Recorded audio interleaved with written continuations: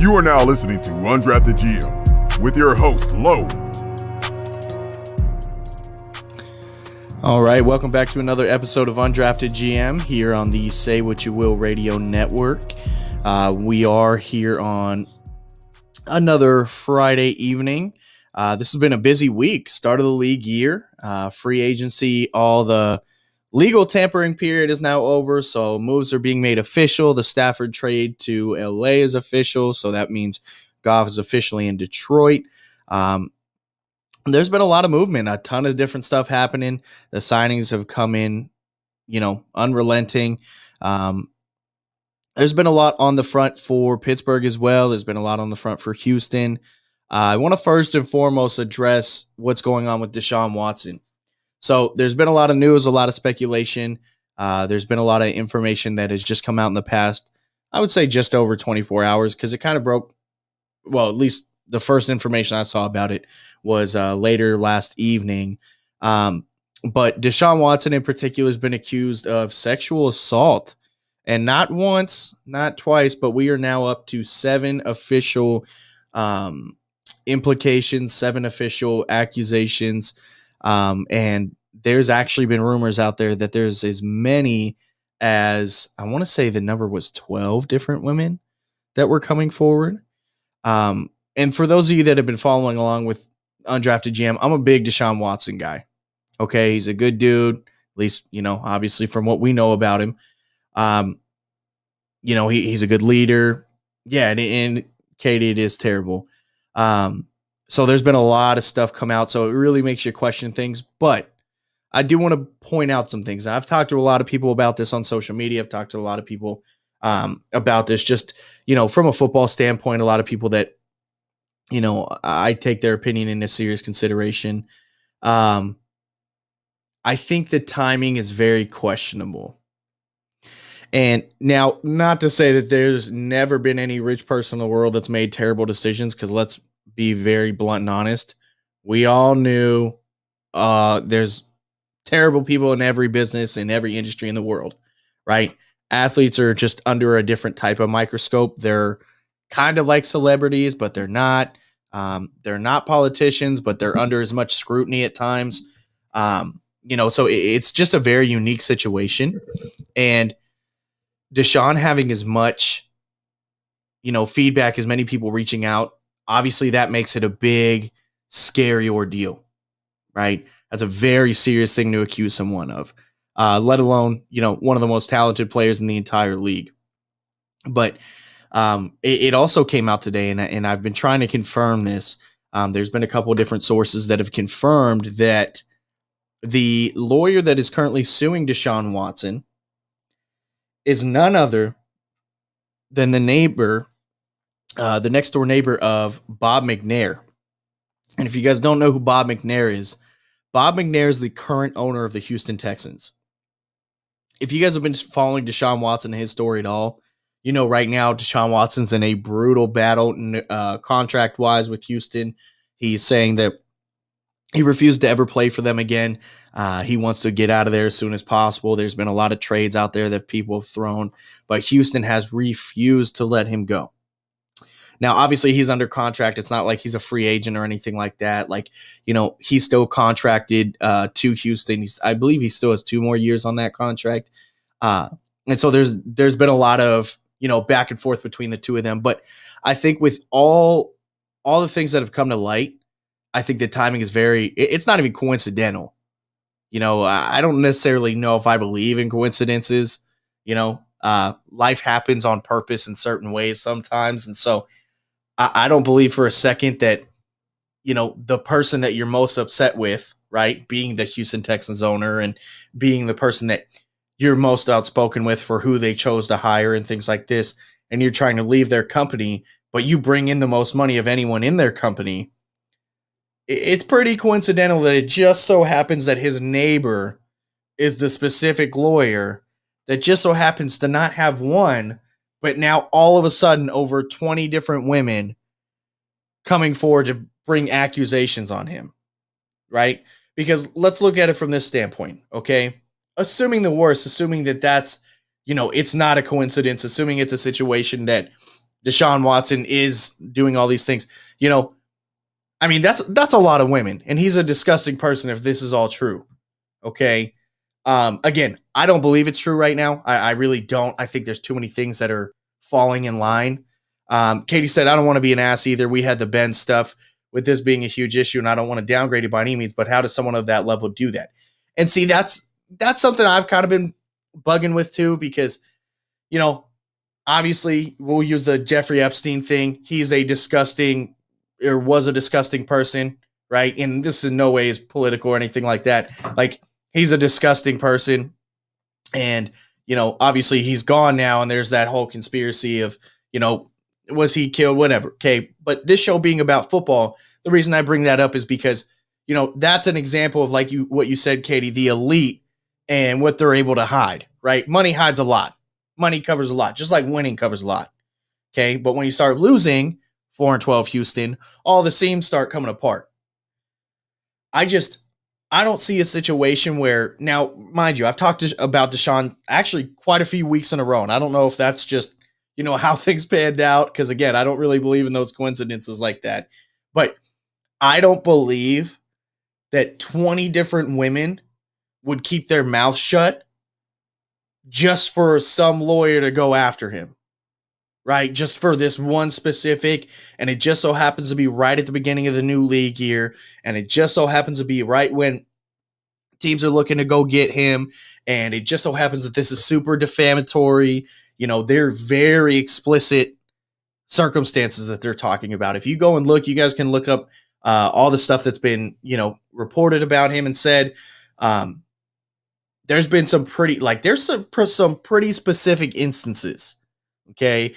Now, one thing I like to call out on the show, and yeah, it is kind of suspect. Okay. And that's all I want is my public service announcement to kick off the show is, before you judge Deshaun Watson, before you decide, yep, he did it, that's 20 people, that's not, 20 people just don't lie.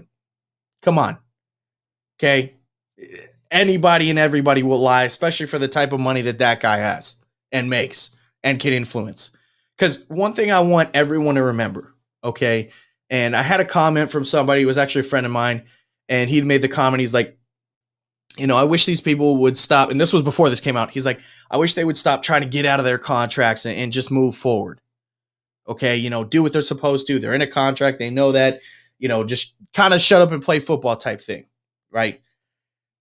I disagree with that wholeheartedly, because what's unique about football and what's unique about sports, now, if you're trying to get involved in other businesses and different things like that, that gets confusing. But what's unique about, a guy like Deshaun Watson is he's not only, one of the best at his position, he's one of the best in the entire league. And so even for all the money that he makes, that is a percentage of what the owner of the Houston Texans, Bob McNair, makes in profits every year. Okay. And we're talking in the billions. Okay. So if you're looking at Bob McNair, okay, we're trying to put him in a microscope, and he's looking at a person that he knows can help him retain these billions of dollars in profits every year. Okay. And keep that net worth up in the multiple billions.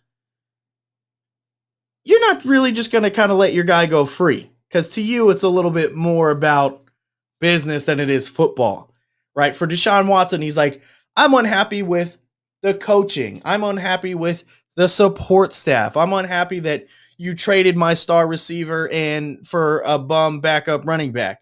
And then you went and traded, a star D end, and he wants to go out too. Like, you guys didn't give any fuss about JJ Watt, but I'm getting all this flack, right?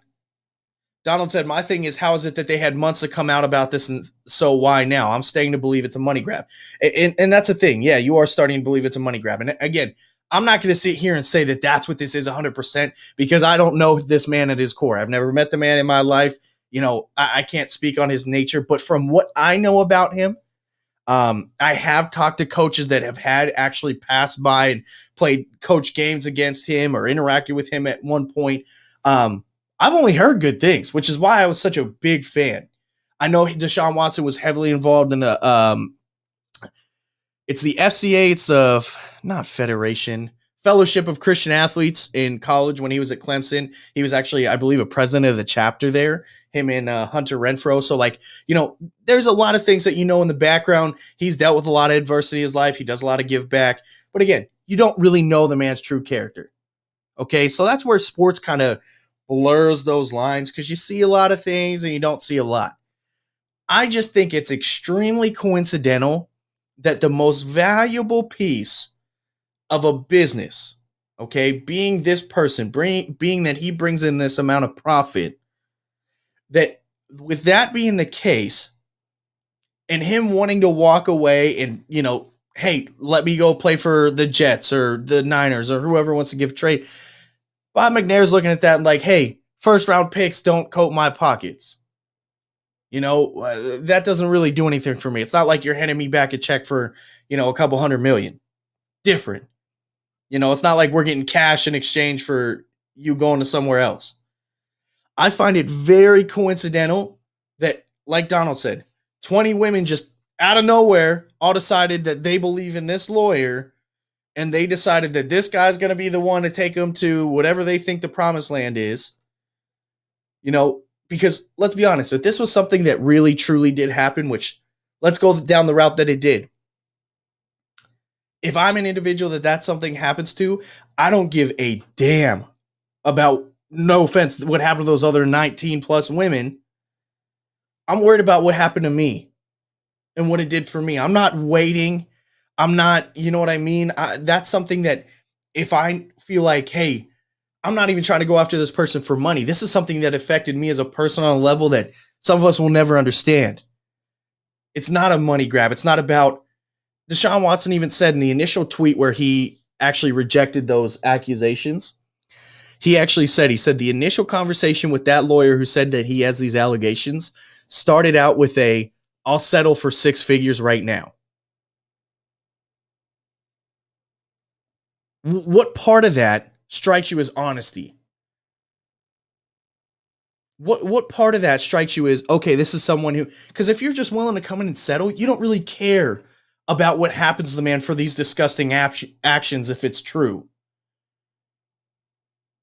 Right? Because that's the thing, is if this really truly happened, especially to more than one woman, because no one woman or one person is, greater than the group, but they're also equally as important. Regardless if it's 1 or 20, this should never happen. You don't care about the money. You care about the fact that the person never does this. You care about the fact that he did it and he should suffer the consequences of his actions, if this is true. But it is not coincidental that 20 people came to the specific lawyer of the next door neighbor of Bob McNair and decided, you know what? You're the right guy for this job.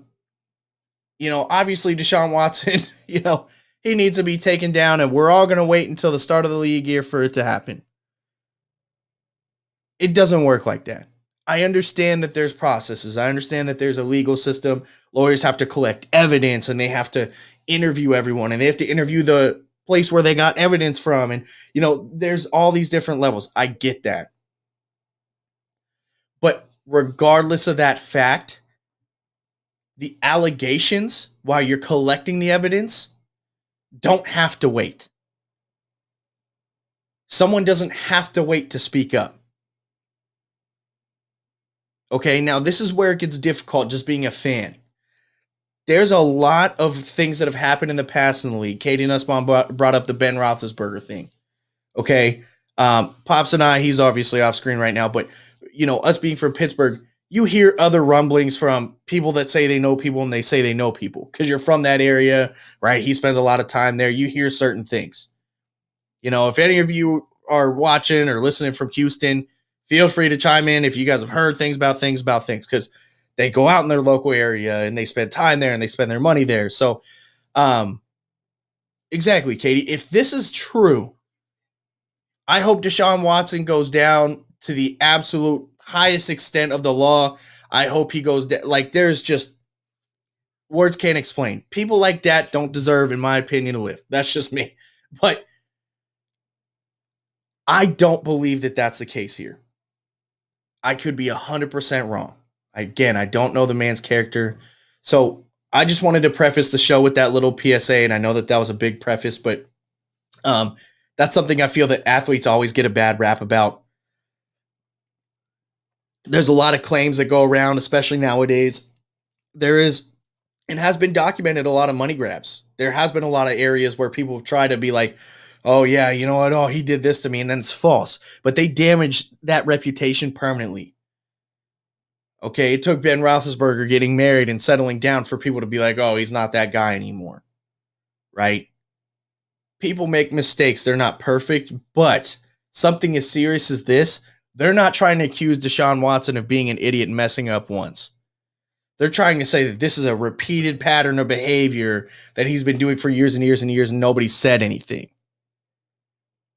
So we're going to need to keep an eye on this. That's going to be something that we're really going to have to stay focused in. I will be updating people on this. I'm praying best case scenario that these are all false claims, because that means that no women were hurt, and that means that he's not that person, right? And I want both of those things.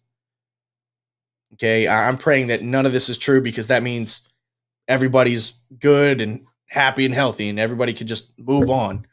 Okay, but I think Bob McNair, regardless of if he's kind of backdoored in this or what the case is, either way, let's say that what's said is true. It looks even worse on you for trying to keep him around. You should have known more about your quarterback, right? You should have known more about the person you invested over $100 million into.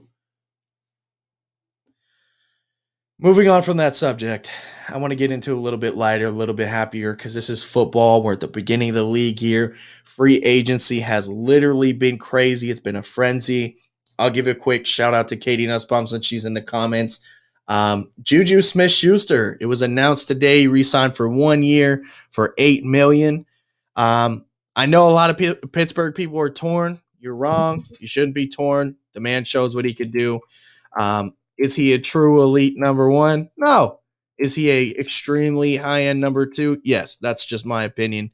But that was a big move for Pittsburgh, considering we just had a request from Steven Nelson, our starting corner opposite Joe Hayden. He just requested to be traded. Mike Hilton just left to our division rival Cincinnati. James Conner's still a free agent. We don't know what we're going to do with him. Alejandro Villanueva is a free agent.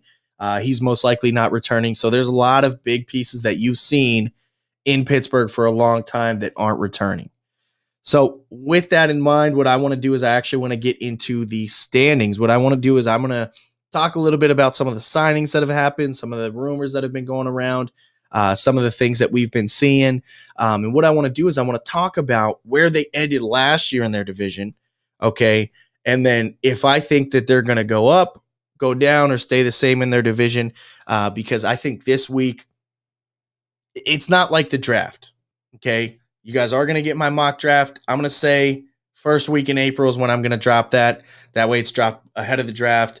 But this week is altering because, we're talking about franchise pieces moving. And this is when players that have already proven they can contribute move. So I'm going to go ahead and jump into that real quick, Pop, if you want to go ahead and pull up those division standings.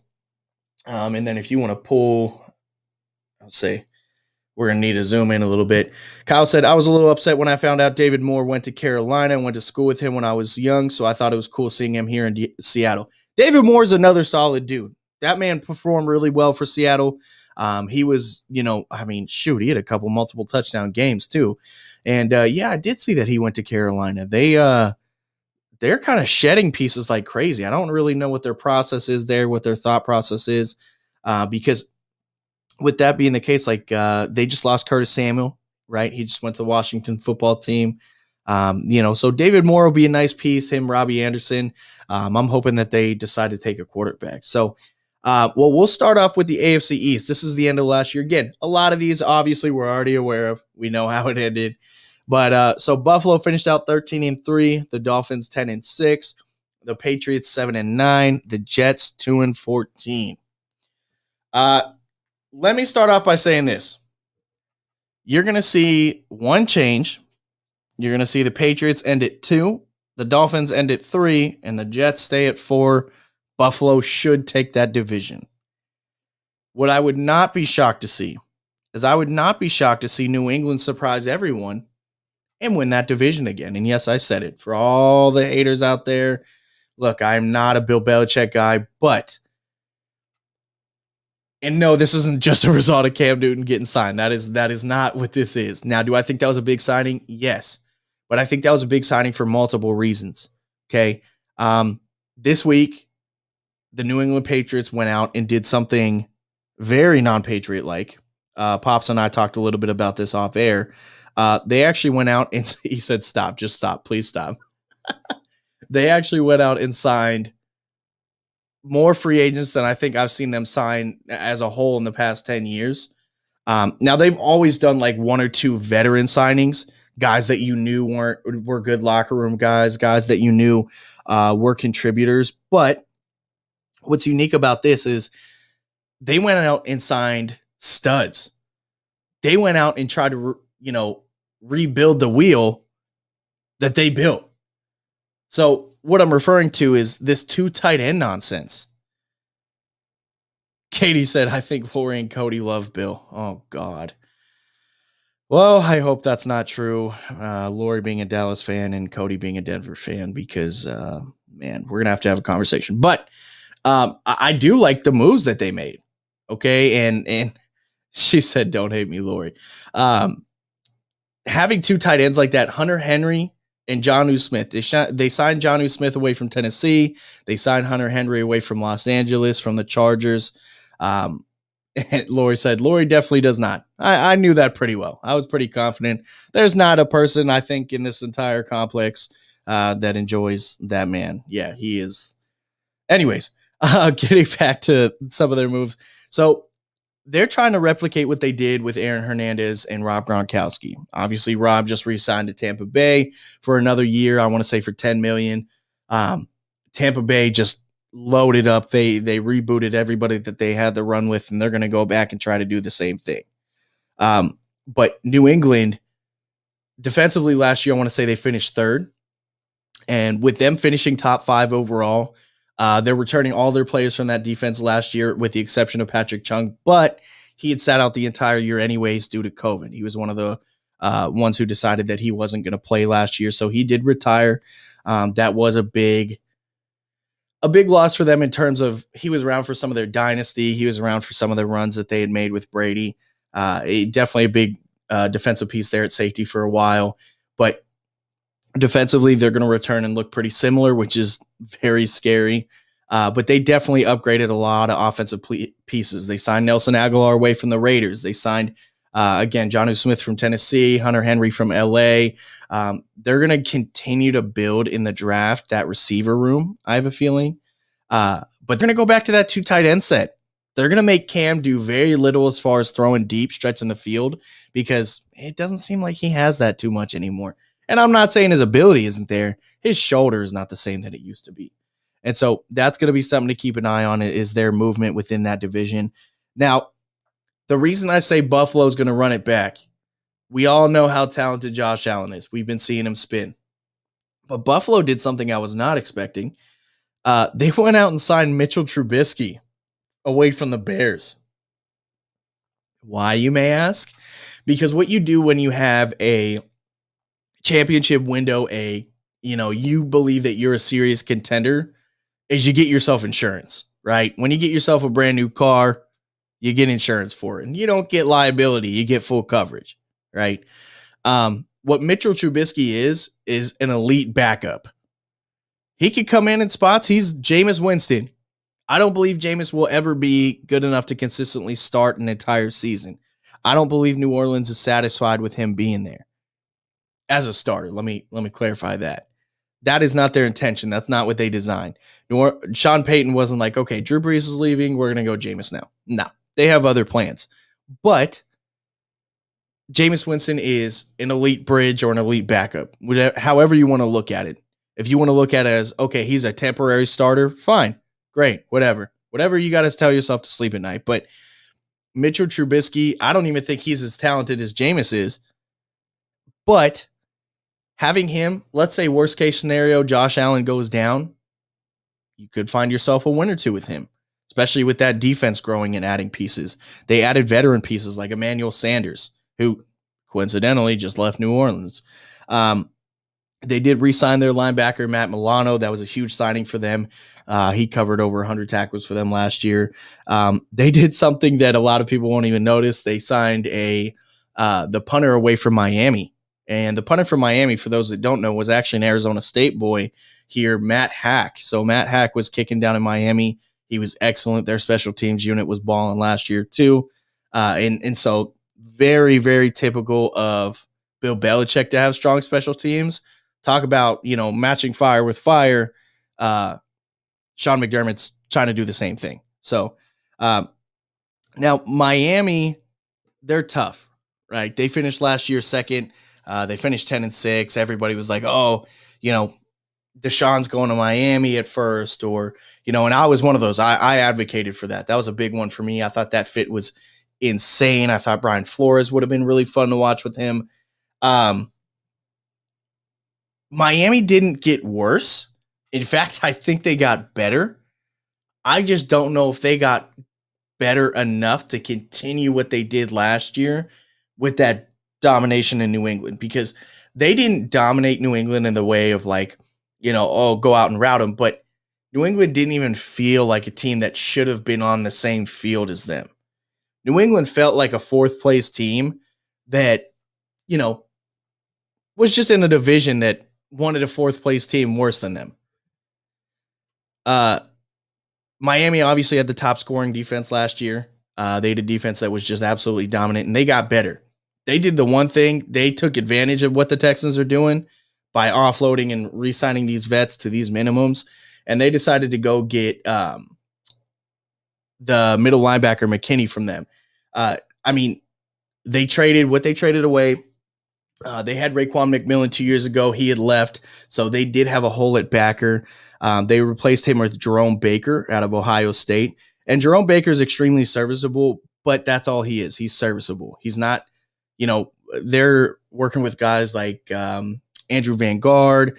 They're looking at guys that, are temporary hole replacements. I would say that's their biggest weakness. Their biggest strength right now is defensive back. They're working with Byron Jones originally from Dallas. They're working with Xavier Howard, who that might be the best corner in the league as far as, youth, him and Jair Alexander out of Green Bay. Those are the two that are really, holding it down for them. But Benardrick McKinney is insane. And he's been a no-name in Houston for a long time. And only because he was in Houston. If he was with a San Francisco, or if he was with the, Rams behind Donald, you would have known who he was, but he's not. So that's a really big signing for them. The reason I'm not sold on them keeping that 2 spot is because they've openly admitted that 2 is not their guy. Several times they've come out and talked about the fact that they're not confident in Tua. Oh, maybe we could trade for Deshaun. Oh, maybe we should consider this. Maybe we should consider drafting. Maybe we'll shock somebody in the draft. Those things don't just leak out on accident. That's an advertent, purposeful, hey, let's get you out the door without, telling you need to get out the door. Especially if you're Tua, you're not feeling very confident after you saw all the stuff go down with Deshaun. Now, they did the same thing Buffalo did. And I don't know if Buffalo was just trying to match them, but I really so we talked about this last week. Carson Wentz is in Indianapolis, okay, which I think is just insane. That elevates them to a different level for me. But Jacoby Brissette, obviously he's been kind of teetering between, Indy for a while now, but he's kind of been starter backup. And so he actually is down in Miami, and I do think he's a low-end starter. Now, very low-end when I say starter, but for a team like Miami, who they're not super confident in Tua, they could even use him just to push strictly for competition purposes. So they signed him. I think that's something that's going to keep them afloat. They did sign Will Fuller. I think that's a beautiful, beautiful 1-2 punch with Devontae Parker. Devontae Parker being a true number 1. Will Fuller's just going to take the top off the defense. They got Penn Stater Mike Gesicki out there, tight end, who's insane. I love Myles Gaskin, the running back out of Washington. They have a lot of weapons down there offensively. It's just really up to that quarterback position to put it together. They may shock everyone and take Tua and that third overall pick and, try to shock the world and take a Justin Fields or a Zach Wilson if they believe strongly enough. I don't think they should, but they may. So, Pop, if you can go ahead and pull those standings back up for me. So just to kind of recap for the AFC East, again, just with everything that's been going on, I think that's going to be a solid number 1 for the Bills. Number 2 for the Pats.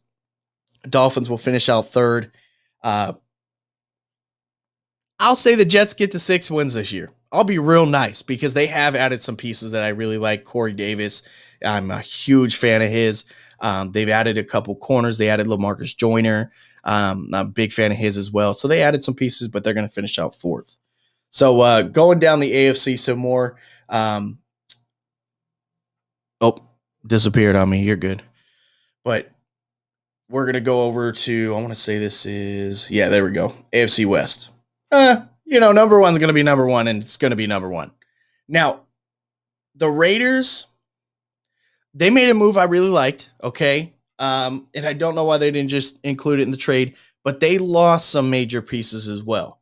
The biggest one being what the Raiders' success was with Josh Jacobs, their running back, was having a very strong O-line, a running O-line. Their pass protection was good, not amazing, right? But their running offensive line was insane. They had Rodney Hudson. They lost him.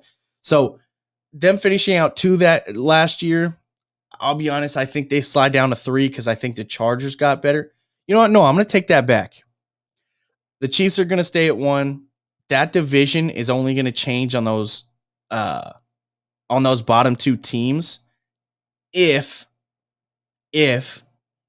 Denver goes out and gets an insane quarterback. They're just, it's really going to depend because Denver is definitely one of those teams that are quietly in the hunt right now. They're like the Jets where they obviously have whatever plan it is in mind. And that being the case, it's going to be really interesting because I don't see Justin Herbert getting worse. The Chargers just didn't get better. The draft doesn't instantly make you better in a couple months. The draft, it makes you better in a year or 2. Because even if you have your first round pick have instant success, great. That's 6 other picks usually that don't. So I don't think they necessarily got better. I think Denver is an opportunity to get better.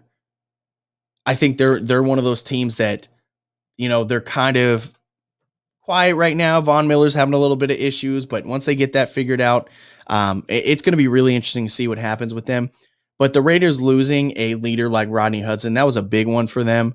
I thought they had an opportunity. Obviously, LaMarcus Joyner also left, so that hurts them defensively. They're going to do some things in the draft on the defensive end. I loved the signing of Yannick Ngakoue.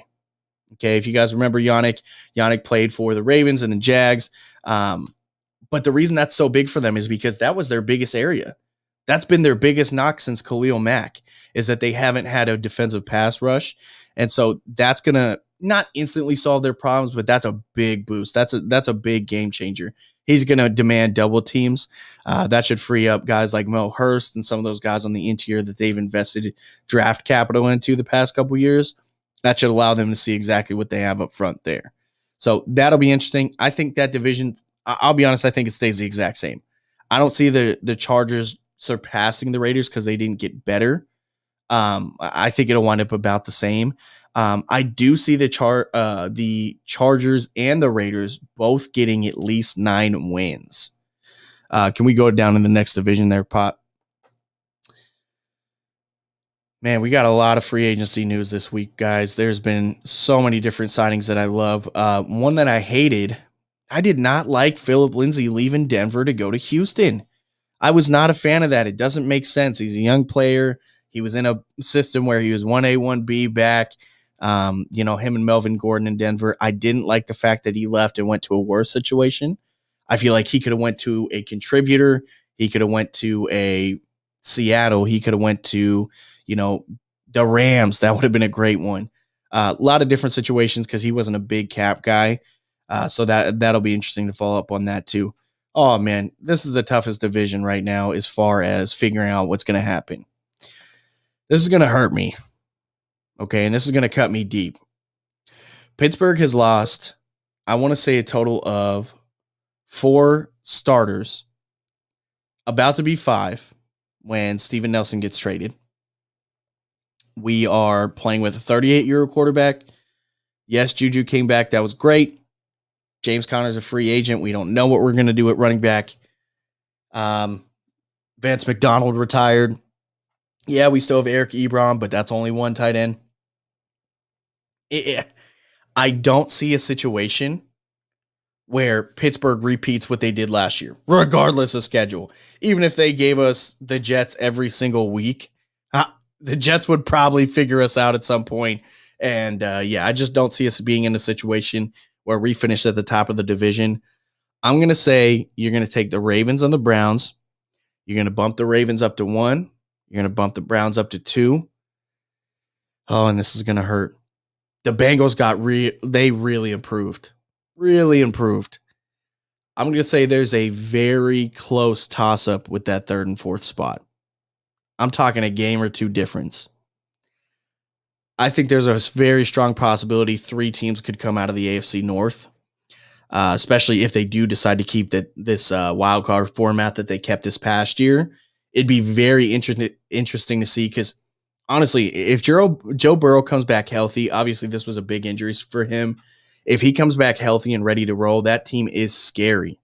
They stole Mike Hilton from Pittsburgh. That was another corner. We're about to lose Steven Nelson.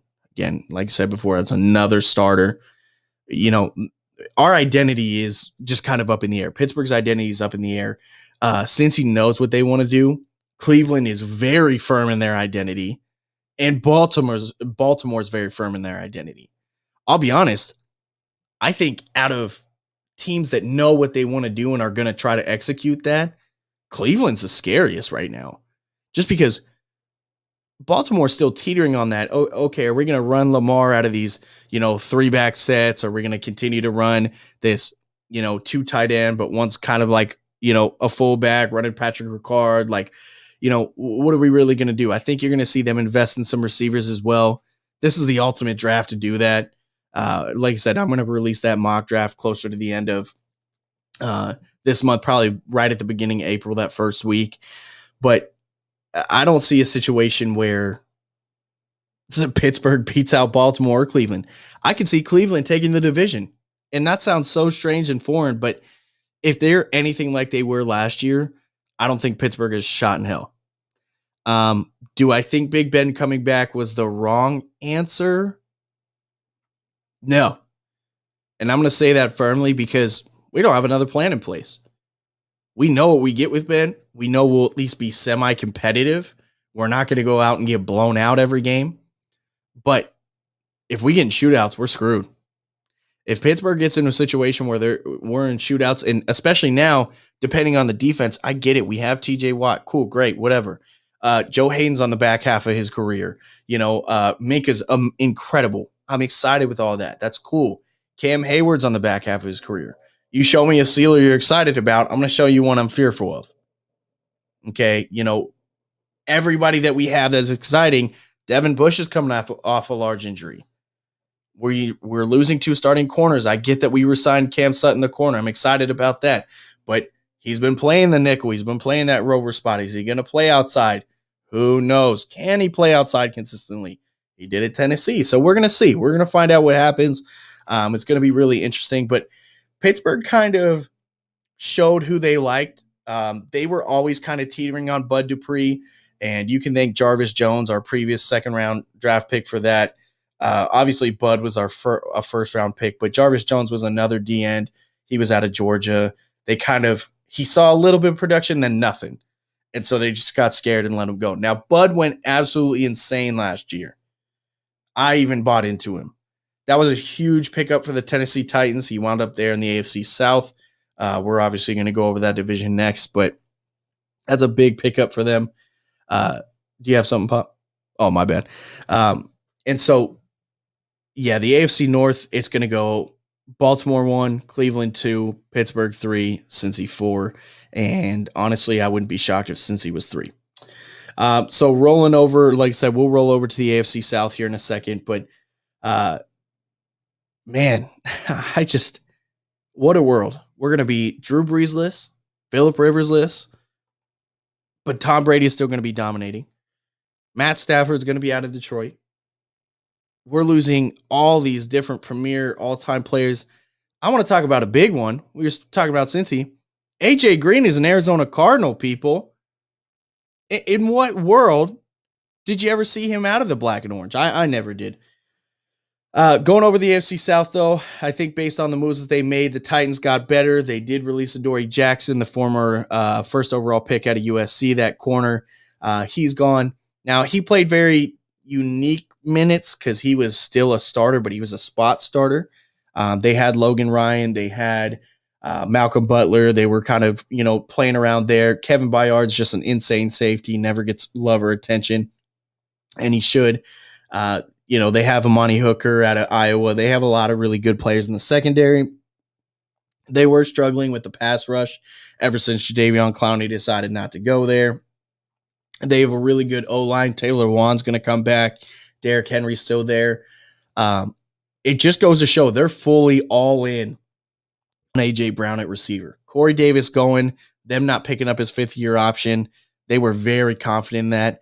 I was very, very shocked for how much play time, for how many red zone targets Jonnu Smith received, which, as a matter of fact, I know for a fact he scored 10 touchdowns. All of them, I believe, under 5 yards, which is insane. For that level and for how involved he was in their running game, I was very surprised that they let him leave. So obviously there's somebody that they're either targeting or they have plans for, or they feel confident in that's already on roster.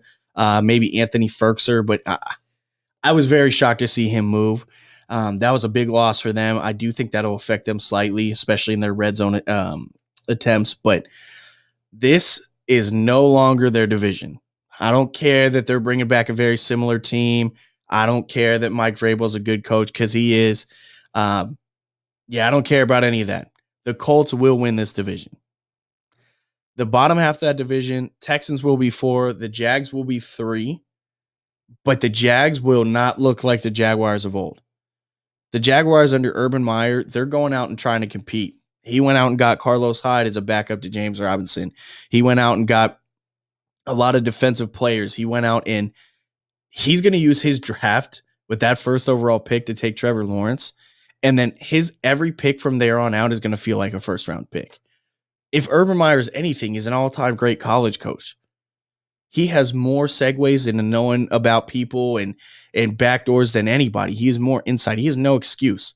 If he doesn't succeed within those first, I would say 2 or 3 years, and by succeed in Jacksonville, I mean a similar method to what Cleveland did. I'm not expecting a Super Bowl, but I'm expecting a winning season, a over 500 season within his first 2 to 3 seasons. I would be very shocked if they win less than 7 games this year. Defensively, they have a lot of really great pieces. They still have Josh Allen. Now, obviously, the Jalen Ramsey thing did set them back. That was an unfortunate situation. But they have a lot of really good picks coming up. They had a lot of really good low-key signings. Tyson Alualu, former Steeler. A lot of help on the interior. They're going to be surprisingly competitive. The Texans and them are going to have such a wild gap because regardless of what happens with his legal situation, Deshaun Watson will not play. He'll hold out. I can guarantee that. Carson Wentz going to Indy, and then automatically you saw Marlon Mack come out of nowhere and re-sign for 1 year. So now Indy has 3 stud running backs, being Marlon Mack, Jonathan Taylor, and Nyheim Hines, to match with Carson Wentz, to go with Michael Pittman Jr. They're just Paris Campbell. They're going to go down the list. They're going to invest in the tight end spot. Their defense was the number 1 defense overall last year. I believe they finished second, but the Colts are just going to absolutely destroy. I think they easily win that division. I think they'll be 2 or 3 games ahead of the Titans. Can we go ahead and jump over to the NFC there, Pop? Yeah, so that's the AFC a little bit. So, recapping division winners, I'm going Bills, Ravens. I'm going to go Bills, Ravens, Colts. And then for the AFC West, obviously Kansas City. And so I think it goes Kansas City, Colts, 1 and 2 out of that. I'm going to say, oh, that's tough. Yeah, because yes, I picked the Colts over the Bills right now. And I think that's a really hard thing to say because we saw what the Bills did this year, but the Bills haven't done that before. The Colts know how to win. That's a winning franchise. Their owners know how to win. And that's a bigger deal than people think. You can go ahead and pull that up, Pop. But, oh man, that's so crazy to see. The NFC East was won by Alex Smith. What a shame. I can't believe he's out of there. Houston did take my advice, by the way. We're talking about Alex Smith. Last week I was talking about a bridge situation. Houston went out and got Tyrod Taylor, who is, Mr. Locker Room guy, Mr. Good manner, good attitude, works really hard. So that is a positive note for them, but that doesn't say anything to me about the Deshawn Watson thing, especially considering they traded for Ryan Finley out of Cincy, who is a very good backup. I think that says that they believe Deshaun won't be there regardless. So Washington decided to make the most questionable move, especially considering what they wound up in as division winners last year. And they're in a division where Dak just re-signed to the Cowboys. They will be better next year. The Giants have gone gung-ho in free agency. They've signed people like one of my personal favorites, who John Ross out of Washington, former 3rd overall pick. There's a ton of opportunity for that division to grow. I think the Eagles wind up 4th. I think the Giants win that division. I think Washington comes out at 2 in a very close race with Dallas, but they both finish with winning records over 500. I'm going to say the Eagles win 6 games. I'm going to say that Dallas wins 8 or 9. Sorry, Lori. I'm going to say the Giants go 10-6. Or not the Giants. I'm sorry. Washington goes 10-6. And look, I think Kenny Golladay will wind up in New York. Okay, I used to hope that he was going to go to LA. I don't think that's still the case, which is a shame because they have an opportunity to build something really special, especially since Allen Robinson didn't leave Chicago. But that's Kenny Galladay's other option. I don't think he's feeling that. Either way, the Giants are going to go get another receiver. They have John Ross. Lord said, you're killing me. I'm sorry. It's not personal.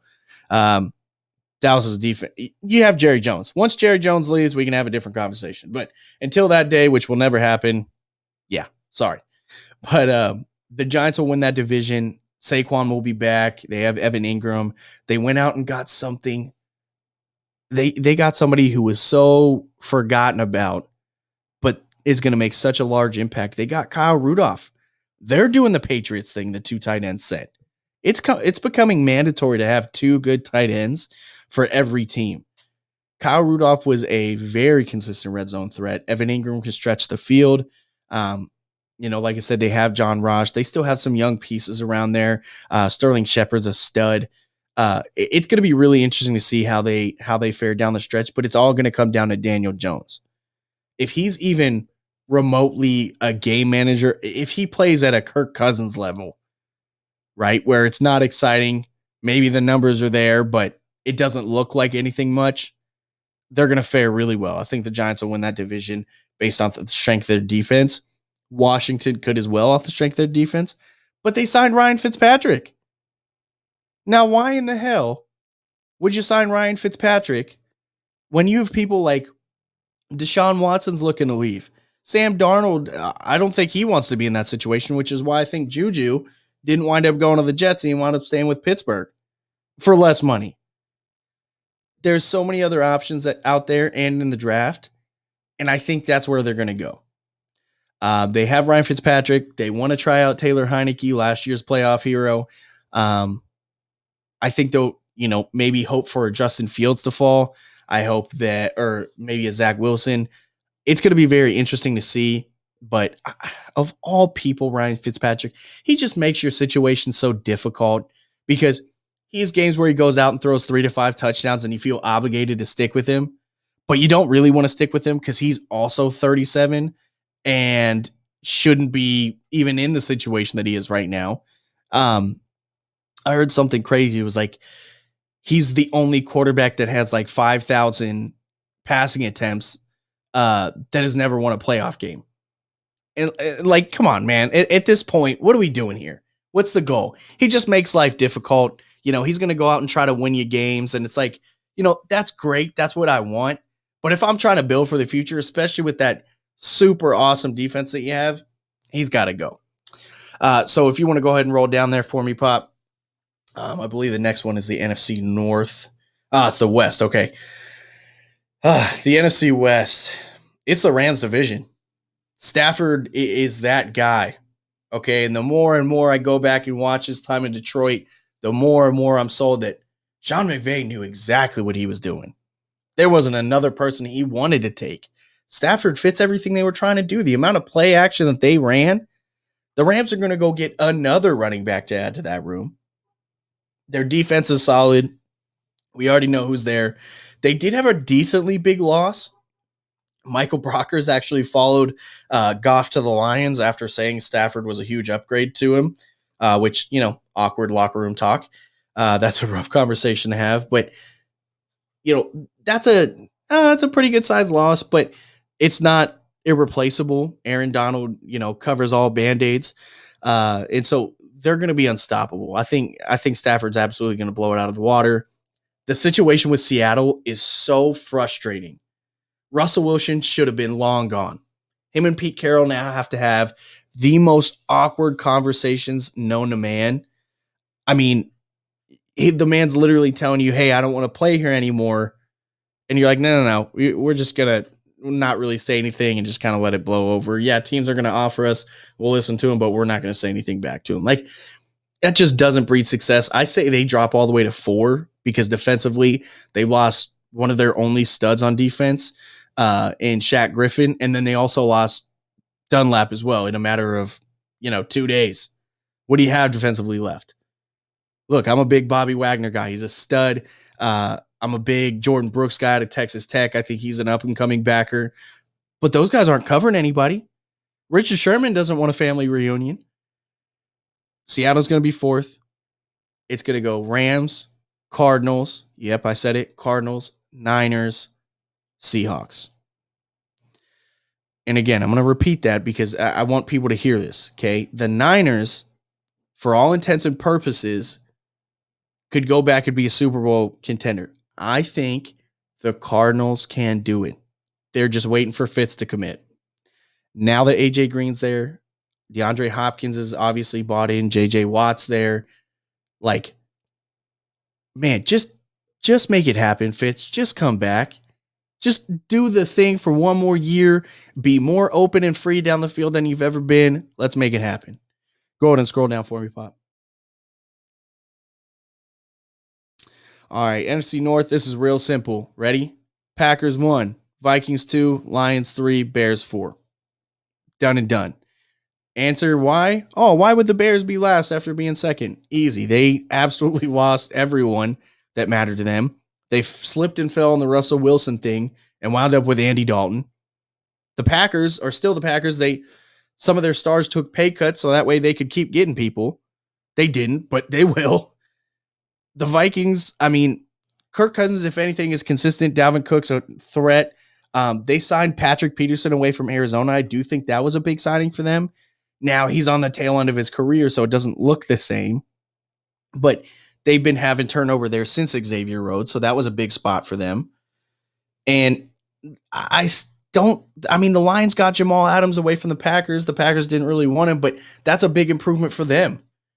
What do the Bears have left? They have Andy Dalton. They tagged Allen Robinson, who's not going to be happy. I like Darnell Mooney, the wide receiver too, but like Jimmy Graham was your tight end last year. He's too old. Your defense is kind of bits and pieces. Eddie Jackson's kind of out there by himself. You just let go one of the best corners in the league and Kyle Fuller. It's not happening. It's not your year. And then finally, let's go to the NFC South, Tampa territory. Tom Brady's going to win that single-handedly. and the rest of that division is going to look bad. Okay. And it's going to be very shocking. I don't think Atlanta feels a lot farther away than they are. Don't get it twisted. If Matt Ryan and Julio Jones are still on the field, last year won't repeat. Those guys are pros. They're going to be better. I'm going to say Bucks, Saints, Falcons, Panthers on the clock. I'm going to cut it a little bit short here today because we are at that mark right there for Good Talk Radio. But again, we're going to want to keep an eye on the Deshawn Watson thing. I have a lot more to talk about on Undrafted. We have a lot of stuff coming up. That's why this is all kind of, seems so crazy lately. We have a couple interviews coming up, some things that we're trying to arrange. Please stay tuned. If you haven't yet, go check us out on YouTube. Go to the Instagram at undrafted_GM. We're on Clubhouse. Go follow us. Same thing at undrafted_GM. Tell your friends to subscribe. Tell them to tune in. Tell them to listen. It helps us. Join in the conversation. It helps us make it all smoother. We got some really great interviews coming up, so you're going to want to stay tuned for those. I'm going to post my mock draft, like I said, the first week of April, so you want to stay tuned in. But until next time, I appreciate you guys. I hope you have a good week.